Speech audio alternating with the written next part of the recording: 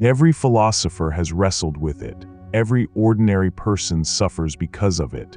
The question is simple: why can't we just be happy? Life revolves around our problems. We chase happiness by trying to solve them all, but new worries always rise to replace the old ones. You might think it's impossible to live without suffering, but I'm here to tell you, it is entirely possible, and it is within your reach. The Stoics found the solution, a solution that personally changed my life and my way of seeing the world. And once you understand it, I believe it will do the same for you. What I'm about to share is the very pillar of Stoic thought, a principle you can apply to absolutely everything that happens in your life. I'm talking about the dichotomy of control, the Stoic secret to happiness. It consists of one powerful distinction, separating what we can control from what we cannot. Epictetus, one of the most important Stoic philosophers, was absolutely clear about its importance. In his own words, "The chief task in life is simply this, to identify and separate problems so that I can tell myself clearly which are external and not under my control, and which have to do with choices that I actually control." It's a beautifully simple concept. Under our control, our thoughts and our actions. Beyond our control, everything else. That distinction changes everything. But if we go a little deeper, we find there are actually three categories: things totally within our control, things partially within our control, and things entirely beyond it. Being kind to others, totally within your control. Maintaining good health, partially within your control. Whether the sun rises tomorrow, completely beyond it. Understanding these distinctions matters deeply. We must learn to focus our energy on what we can control and release our grip on what we cannot. Before we go further, if this kind of timeless wisdom speaks to you, go ahead and subscribe now so you never miss a video like this one. Now that you understand the dichotomy of control, let's see how to use it to stop unnecessary suffering in your daily life. Imagine you're not feeling well, so you go to the hospital for some tests. The doctors tell you they'll have your results in 2 days. You go home and you spend those 2 days consumed by worry. You imagine the worst. You suffer because you don't know how serious your condition might be. Then the results arrive. The doctors tell you you're healthy and you finally relax. But here's the uncomfortable truth: all that suffering changed nothing. And what if the results had been serious, exactly the same? You would have suffered twice, once before the verdict and once after. Worry doubled the pain without changing the outcome. I'm not saying it's abnormal to feel anxious. Of course it is. What I am saying is, you had already done what was in your control. You went to the doctor, you ran the tests. Suffering over a result that lies beyond your control makes no sense. That suffering won't change the diagnosis for better or worse. It serves no purpose. So wouldn't it be wiser to stay calm while you wait? You spare yourself needless anguish, and the outcome remains exactly the same either way. This is the dichotomy of control in action. An ordinary person suffers until they know the result. A Stoic stays calm because they know the result doesn't depend on them. As Seneca once said, we suffer more often in our imagination than in reality. Let that sink in. Think about it this way: if you have a problem and you have total control over how to solve it, why worry? And if you have a problem over which you have no control whatsoever, why worry then either? Worry only generates unnecessary suffering. In either case, it adds nothing, it solves nothing, it only steals your peace.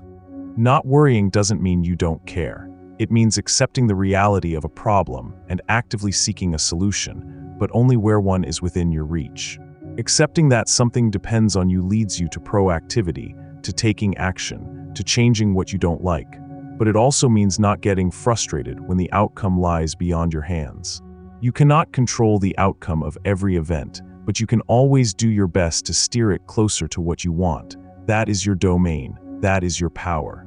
Think of an archer, the perfect stance, the finest bow, the straightest arrow, and then the arrow is released. The moment it leaves the bow, whether it hits the center of the target is no longer up to the archer. A gust of wind might deflect it. An animal might cross its path. The target itself might fall.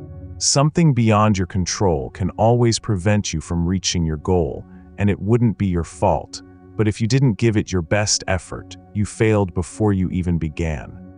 The only thing you can ever truly do is focus on what you control and give everything you have, so the final result lands as close as possible to what you want. This applies to every corner of your life: a job interview, a relationship, an important exam. Don't obsess over winning, focus on doing the best you can. What happens if, after giving everything, you still fail? The most common reaction is frustration, anger, sadness. Completely human, but is it useful? You might think those emotions are justified. After all, we're human and we feel things. That's true. But here's the insight: animals feel emotions too. What makes us truly unique as a species isn't that we feel, it's that we think. Our capacity for reason is what carried us to the top of the food chain. And that capacity gives us something precious: the power to decide how we respond to any situation, regardless of what we feel in the moment. Remember the dichotomy of control. What has already happened cannot be changed. Suffering over the past makes no sense. What is within your control is how you choose to act going forward. And yet, the Stoics were wise enough to acknowledge something important. There is always an initial emotional response to any event. They called these Proto-Passions. Proto-Passions are that first wave of raw emotion, the flash of anger, the stab of fear, and they cannot be controlled. They happen before reason even arrives. Imagine you spent months preparing for a crucial exam. You studied tirelessly. Then, on the very day of the exam, you get sick and you fail despite all your preparation. The first reaction is fury, rage at the injustice of it all. You worked so hard, and something entirely beyond your control took it away. That first emotion is natural and inevitable. But after that first wave of anger passes, you face a choice. Do you let those negative emotions carry you away, or do you apply the dichotomy of control? At first, it will take longer to regain your composure. The emotions linger. But with practice, those proto-passions grow shorter and shorter until they barely leave a mark. As you deepen your understanding of the dichotomy of control, you develop a kind of inner resilience. You are moved but not swept away, shaken but not broken. And it is absolutely crucial that we use this tool not just to avoid suffering, but to transform negative situations into positive ones. What has already happened cannot be changed. We have no control over the past, but we do have full control over how we respond, and that response can make all the difference. That response is what separates victory from defeat, excellence from mediocrity. The same event, two different reactions, two entirely different lives. A novice Stoic uses the dichotomy of control to avoid unnecessary suffering, but a skilled Stoic uses it to learn from every mistake and to grow stronger because of it.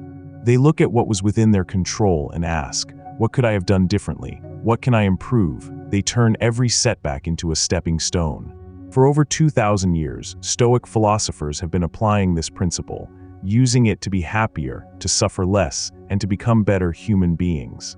And now you have that same opportunity. You can apply the dichotomy of control to your own life, starting today, starting right now. Here is a practical exercise to begin. Take a piece of paper and write down every problem in your life, every worry, every burden, every source of stress. Once you have your list, divide it into two groups: problems you cannot control at all, and problems you can control, totally or partially. Now take the first group, the things beyond your control, and consciously accept them, release them, stop carrying what was never yours to carry. Then take the second group, the problems where you do have some influence, and next to each one, write down what specific actions you can take to address it. This simple exercise will give you clarity. It will help you understand your life more deeply, find real solutions, and move forward with far greater peace of mind. Apply this to your daily life, to every problem you encounter as it arises. With practice, you'll find yourself living more calmly, more deliberately, and learning from every experience. This is the Stoic secret to happiness, not solving every problem, but knowing which ones are yours to solve, and finding peace in releasing the rest.